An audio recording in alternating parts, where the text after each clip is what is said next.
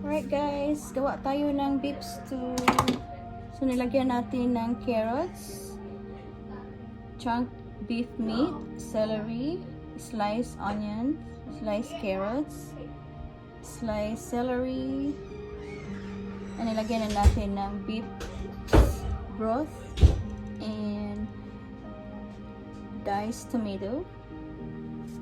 So we're cooking this for a slow 8 hours, slow cooking. So we just need to so ihalo natin.